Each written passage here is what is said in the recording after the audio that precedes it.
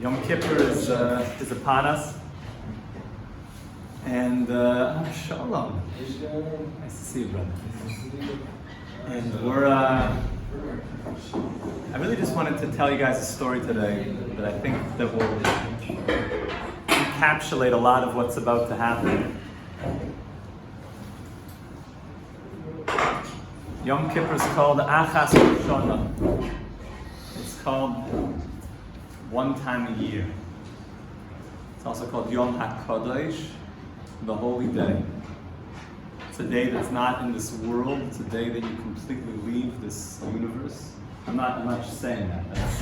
That's what's about to happen. That's why we dress all in white. We're not here. We become angels for a day. And that's exciting, to be totally identified with our souls for a day.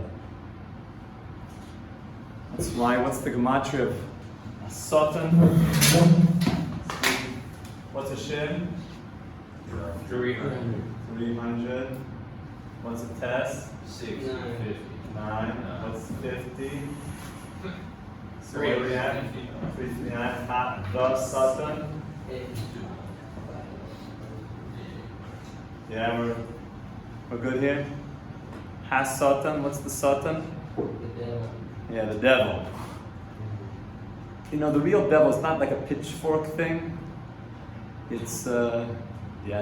Doesn't Satan mean like roadblock? It means the prosecutor. The Gemara says, "Hu has Satan, hu hayet Sahara, hu amalach hamavis." The Satan, the evil inclination, and the angel of death is all the same thing. But like 3 aliases, 3 different hats they wear.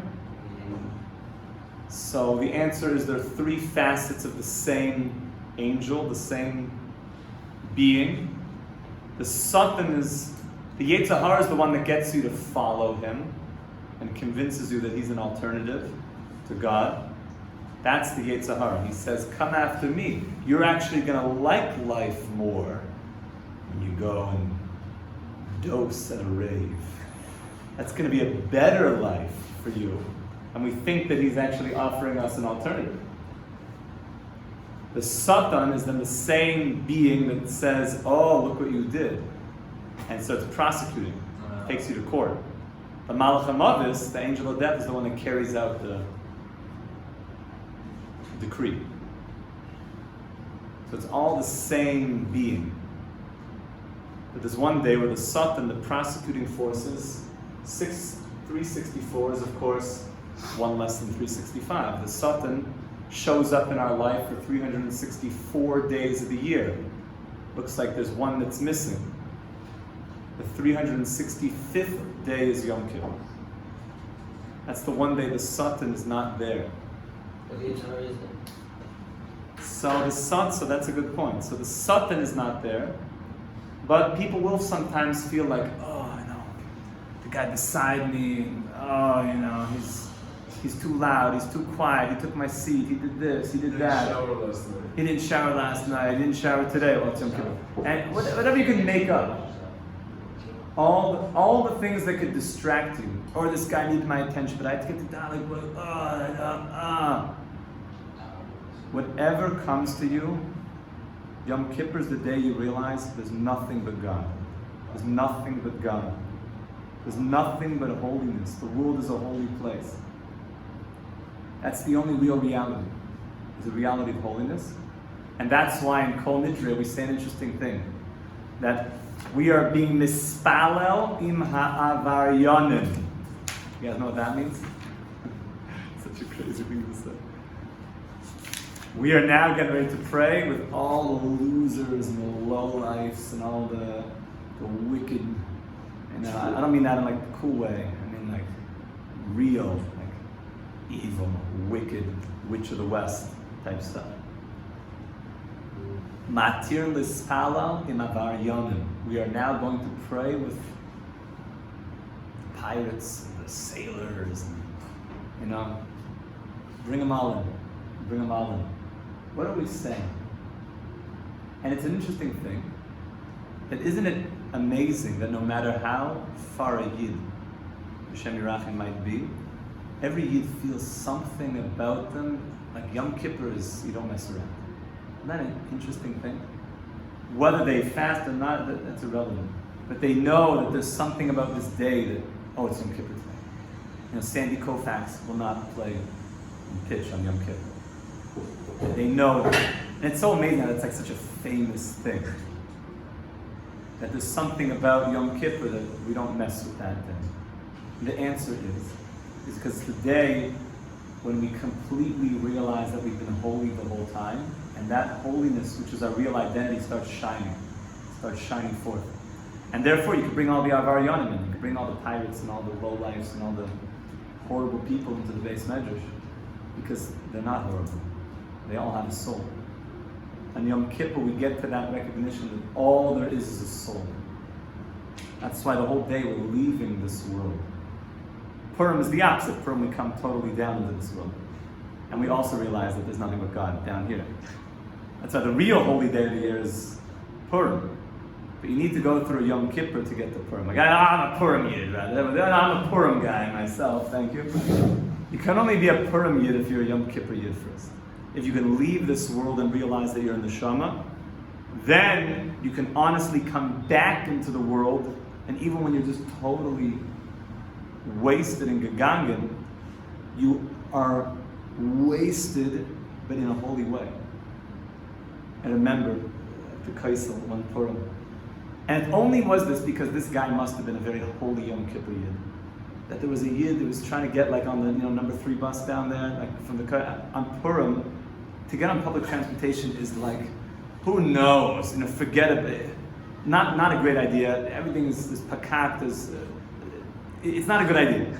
Better just walk if you can make it. And there was a guy like on the back doors, and he collapsed.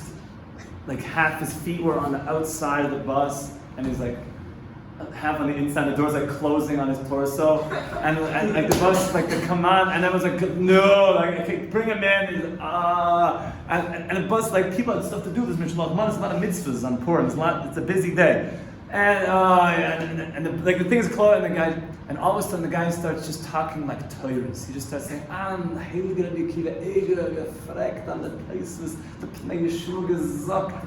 And all of a sudden, like these Rabbanim start, what did he say? And they start like huddling around it. Taka, it's a good pshat, Pnei Yeshua. It's marsh, gewaldig. And I was like, get the bus. And the Rabbanim was like, Grega, he's saying good Torahs right now. He's mamish is an ocean of Torah right now. That there's such a thing when a person gets to that level. They're not just like running their mouth like the sailors. They realize that there's nothing but you, Hashem. What comes out of their mouth is just Torah and love and God. So that happens because a Jew tasted that place. He left this world for a day. That's called Yom Kippur. And therefore, whatever happens to you on Yom Kippur, it's all from God. There's nothing. This world does not exist on Yom Kippur. That's why we systematically remove ourselves from this world. For one day, a Yid does not do this every day. It's achas b'shana, one day. We are not into leaving this world. We come into this world and we make it holy. But we can only do that if we tasted the soul that's beyond this world entirely. I just want to tell you one story. That whatever comes to you on Yom Kippur, this is what Hashem wants from you, and just give yourself to Hashem on this day. You're hungry, you're this, that doesn't matter. Just Hashem, this is what you want from me. So the Balatanya had a student of Shmuel. The Balatanya was one of the greatest Jews that ever lived, and he had a student of Shmuel, Zayda. And of Shmuel, right before Yom Kippur, he heard that there was a Yid that was kidnapped, and he was thrown into a pit. As it was in those days, that if there's such a thing called a poritz means the landowners that would charge huge amounts of rent, something maybe like what's going on now, where people couldn't afford, and if they couldn't pay, they would take the Yid and they would make him, they would beat him, or in this case, they threw him into a pit. And we couldn't own land, so the whole system was corrupt.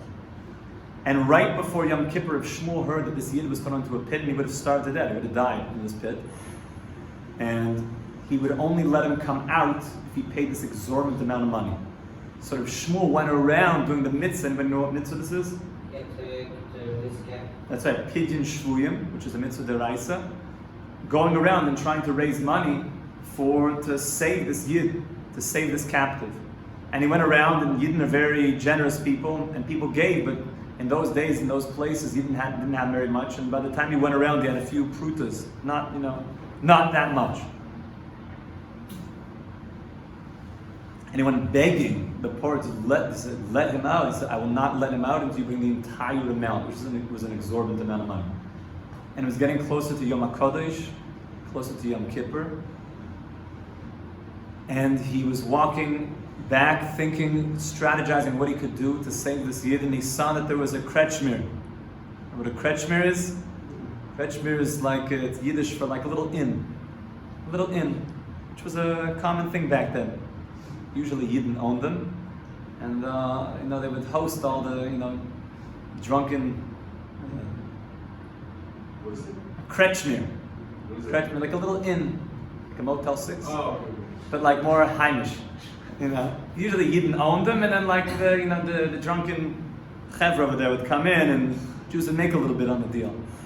And so this Yid thought, who knows, maybe Hashem has that all the money I need for this pidyon is in this little kretschmer. And he walks in, and he goes to like the saloon area, and he sees that there was 3 very rich Yidden who were more what they call Kale Hadas.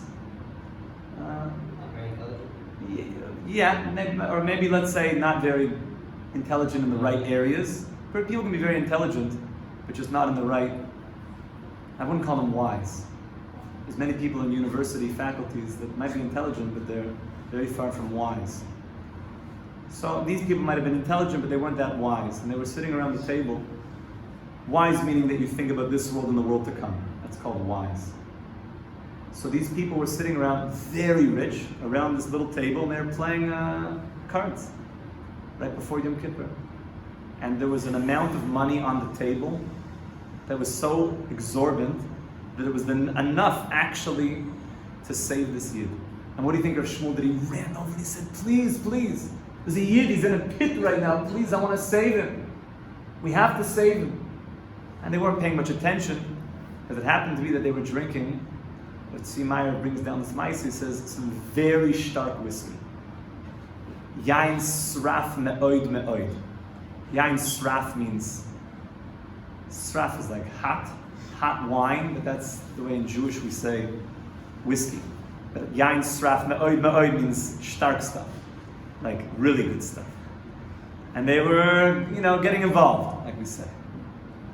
And these Yidden weren't being messiaches to him. All of a sudden, the leader of the group, something went up in his heart that he said to Rav Shmuel, okay, we'll make you a deal.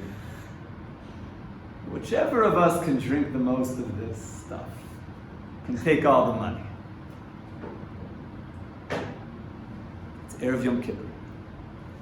So Rav Shmuel says, the Mesiris Nafshe, I'm going to save this Jew. And he wanted to go, what do they call it? Toe for toe, head for head. And he said, fine. They took down a bottle of this stuff. I'm saying this was like something from another planet. Rav Shmuel takes a bottle.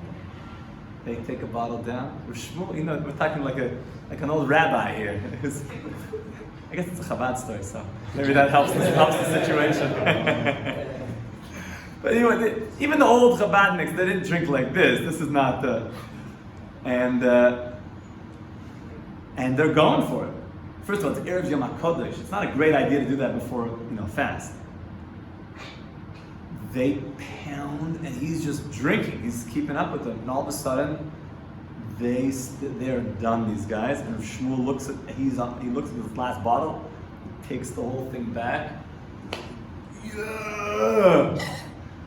And he gives them all, you take all this money. Exorbitant amount of money. You won it, fair and square.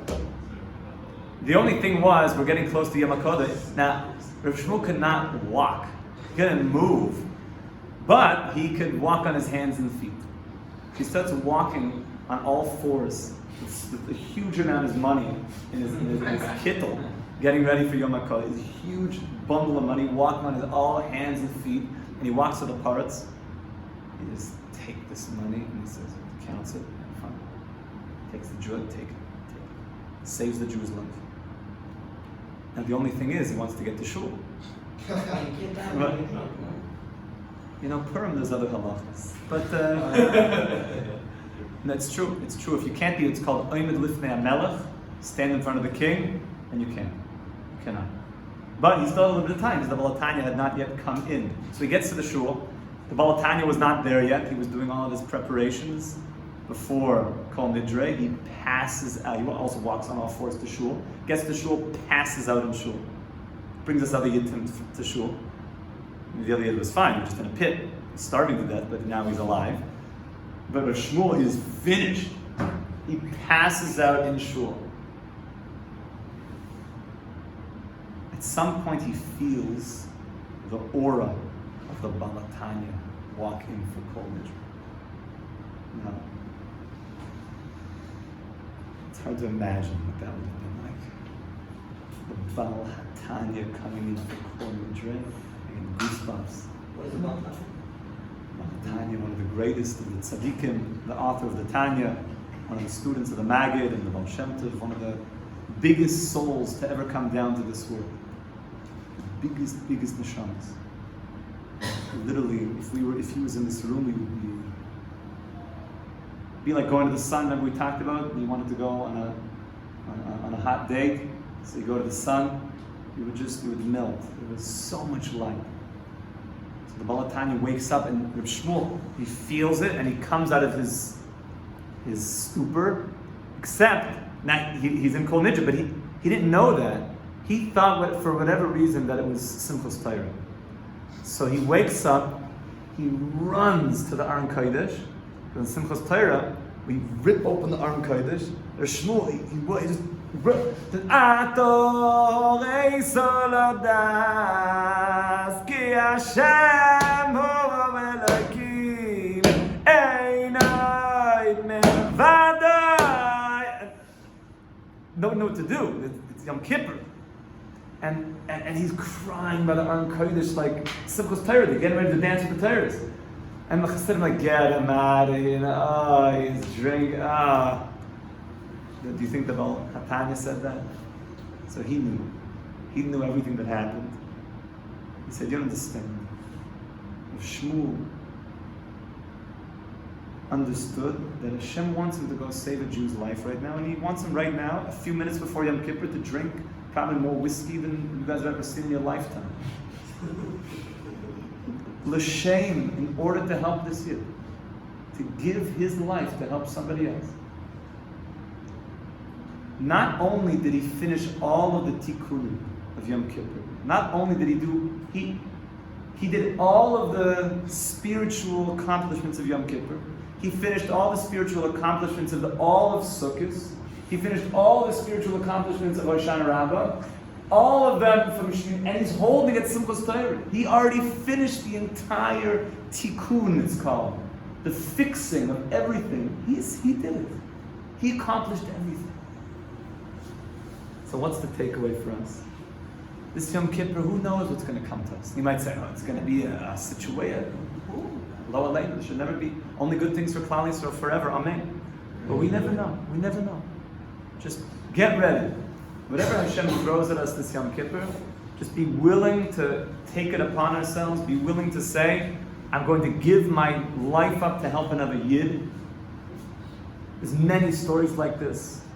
Just to say one more, of David Lulavar, he was on his way, the Rebbe was on his way to shul for Kol Nidre, and he hears like, nobody knows, they don't say him in shul. Right? So he was going to shul and he heard a baby crying. The baby was sleeping, but it woke him and was crying. And an hour went by, 2 hours, 3 hours. So the David Lulavar went into the house. And he's just holding the baby, just making sure that it's happy. 3 hours later, he shows up in shul. What were you? I was coming to shul. There's a baby crying on the way. The mother must have just stepped out for a minute, and maybe the babysitter didn't come. And I wanted to make sure the baby wasn't crying. So you might think, but you have so many more important things. No. That's how we look at Yom Kippur. Hashem, it's only you. There's nothing but you. And when we can do that, we can really tap into our neshama in a big, big way. And Bezrat Hashem cleanse everything that needs to be cleansed and give all of humanity a fresh perspective of what life is all about, which is true God consciousness, true consciousness of helping each other, unifying and being there for each other. We should be saying this. Amen. Amen. Have a wonderful day. Kol Tuv.